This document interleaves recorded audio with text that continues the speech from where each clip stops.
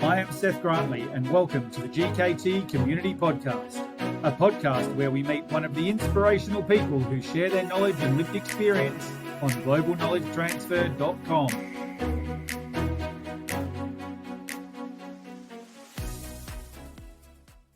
David, welcome to the Global Knowledge Transfer Community Podcast. Great to have you on the podcast today. Thanks, Seth. I'm very excited. It's been a while since I've done a podcast. When you were in high school, what did you want to be and why? When I was about 16, which in the UK was the time when you went to the upper part of the school to do your A-levels. I wanted to be a clinical psychologist or a social worker, and I wanted to work with people who had social kind of issues. I always had this vision that I would work for a local authority in the UK and work with underprivileged kids or lower socioeconomic kids. That led to me to the choice of my A-levels at high school and then the choice of my degree. So I did a psychology degree at university. If you could go back and give advice to yourself back then in year 12? Not to get pigeonholed very, very early. I don't want to sound particularly arrogant about it because it wasn't by design, it was by luck more than anything. But what I think I've done is I've had one of those careers that's taken me in lots of different places. And I think that served me well. It's absolutely true that I was absolutely not qualified in any way, shape or form in terms of life experience to be a clinical psychologist when I was 16, 17 or 18. When I look back, I have a very clear idea of what I want to do as a clinical psych, and that is work with leaders on mental health in leadership. And I couldn't do that if I hadn't been through the career that I've been through. So my advice would be don't get pigeonholed too early. Give me your 3 career highlights that help us understand how you got from the year 12 Dave to who you are today. I left university with a degree in psychology. I joined Cadbury's Schweppes. So Cadbury's is chocolate, everyone would know them. And I stayed there for 2 years and I joined an insurance company. I was 23 actually, and I joined for one reason only. They offered me a lot of money. So I left Cadbury's Schweppes and I joined an insurance company. And I managed to stay at that insurance company for 3 weeks because it was absolutely dreadful.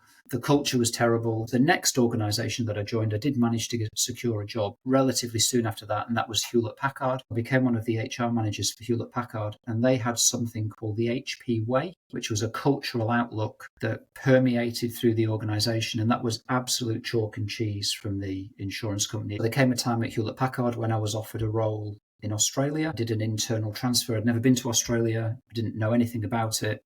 I was 25 to take that risk. I think taking risks is something that I've done a fair bit through my career. I left Hewlett-Packard. I worked for a software company. I had a very high-stress job. The person that did my cornea transplant told me that a high-stress job was not good for the recovery. So I quit work and I took 12 months off work. And I was a scuba diving instructor in Egypt. And after 12 months, I came back to Australia and I opened the newspaper. I saw this job ad.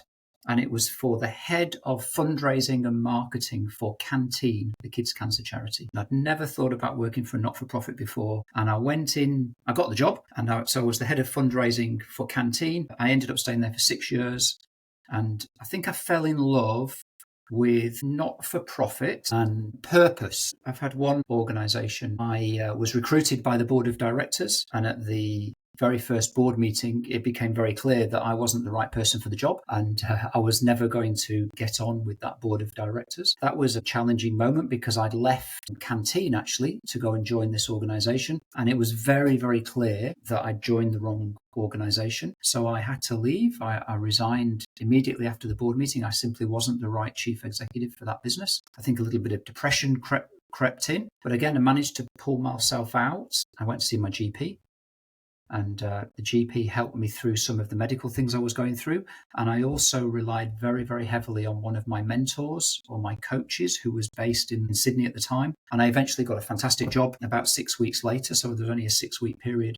But I think it's basically focusing on what you know that your strengths are and trying to work through this idea that you don't blame yourself. Not that I was particularly blaming the board of directors. They just weren't the right people for me to work for. They were very, very conservative. I would describe as quite old-fashioned, and that's just not me as a leader. What is your current role and why do you love it?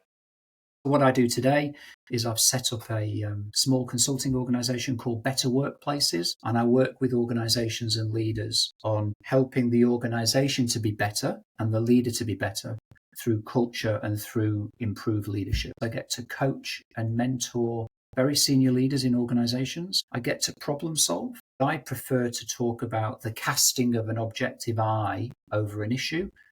And I work with the leadership team to resolve the issue. And I really like that kind of ability to work one-on-one with managers and leaders, particularly those managers and leaders that have a real desire to do better and be better. Dave, perhaps you could tell us about the key contributors were to your success and your learnings along the way. The first thing I learned was don't move jobs that you really love on the basis of money. At the age of 23, I think I was offered an extra £2,500 or something, which at the time sounded like the absolute earth. And I found myself 3 weeks later without a job. The thing I learned most in that experience was to question about culture. And I think that's gone with me through my career. In that job interview for that job at that insurance company, I didn't ask any questions about culture. I didn't ask about my manager. I didn't ask about how the organization treated people, what the policies were around. That was a real life lesson that I've taken with me. And you have to find an organization that fits your cultural outlook,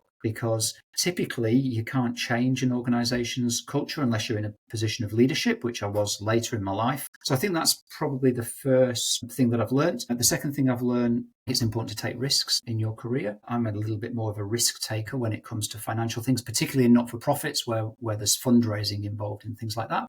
I think one thing I've learned along the way is that having champions in an organization, people that you connect with, and people who are trusted advisors, it's really good to have those people who are sounding boards, not necessarily to tell you that you're doing the right thing, but more often to tell you you're doing the wrong thing. We've all been influenced by many great people along our journey. Can you tell us about one of those people and the impact they had on you and how that helped you grow and succeed? In the early days of my career, I had a coach or a mentor. Her name was Jane Coleman. She was the head of human resources for Hewlett Packard. I worked directly for her, but she was not just a boss. She was a mentor. She was an absolute expert in her field, but she also had that kind of empathy. She could tell me and sit down with me and guide me around specific issues we had in HR or specific people issues we had, and also areas of my style. You've joined the Global Knowledge Transfer.com community. What do you hope to achieve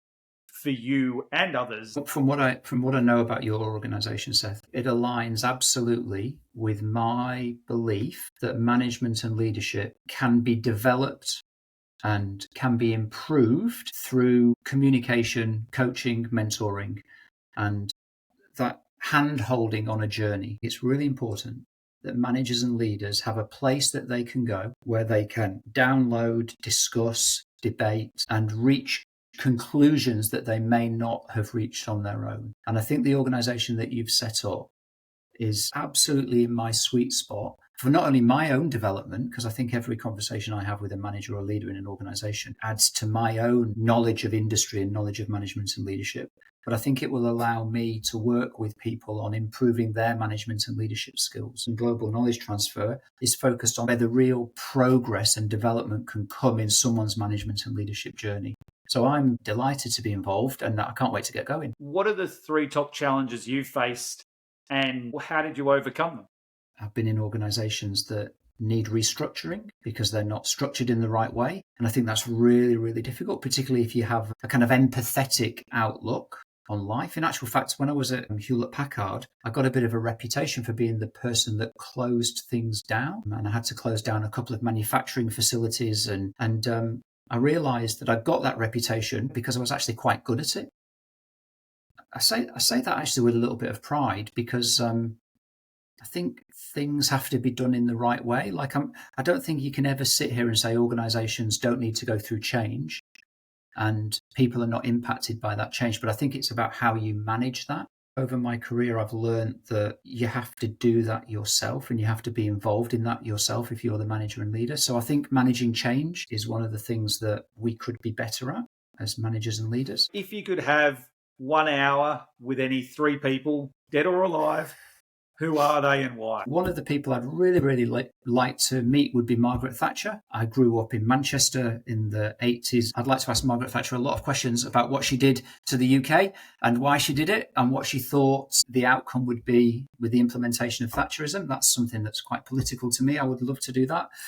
I'd like to meet one of my heroes. I'm a big football fan. I support Liverpool. I'd love to meet Stevie Gerrard. I'd like to specifically ask him what he said at halftime in Istanbul in 2005 when Liverpool were 3-0 down, because apparently he made a speech to the team. They came out in the second half. They scored 3 goals. It was 3-3. Then they won on penalties. And I was in the stadium in Istanbul. I'd flown to watch the game. And I believe, I've been told that his leadership speech at halftime against AC Milan was absolutely legendary. And I would like to know what he said. Thank you so much for being on the Global Knowledge Transfer Community podcast today, Dave. It's been lovely having you on. Pleasure, Seth, and congratulations on your business. And I can't wait to see it grow and to be involved in a very small way.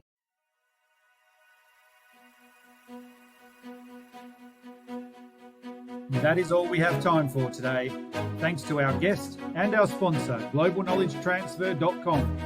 Don't forget to subscribe so you can be sure to meet more inspirational individuals from the Global Knowledge Transfer community in future episodes.